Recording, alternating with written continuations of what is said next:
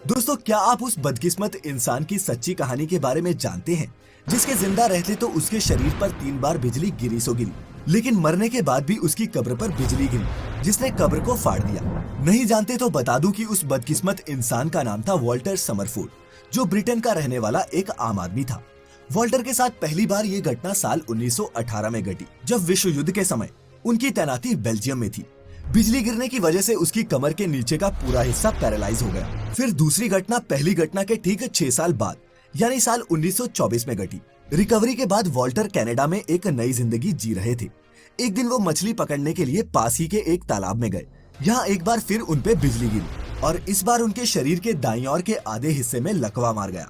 2 साल में वॉल्टर फिर पूरी तरह से ठीक हो गए और फिर घूमने फिरने लगे, लेकिन बिजली ने उनका पीछा नहीं छोड़ा। 1930 में एक बार फिर 6 साल बाद पार्क में टहलते हुए वॉल्टर समरफोर्ड पर आसमान से बिजली गिरी। ये तीसरी बार था जब उनके ऊपर ये बिजली गिरी थी।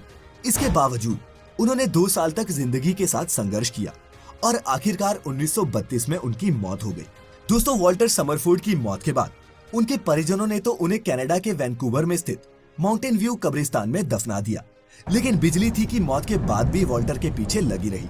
उनकी कब्र के ऊपर एक बार फिर बिजली गिरी, जिससे उनकी कब्र के ऊपर लगाया गया पत्थर चकनाचूर हो गया। ये घटना भी तीसरी घटना के ठीक 6 साल बाद घटी थी। है ना गजब, लेकिन सच। Fact number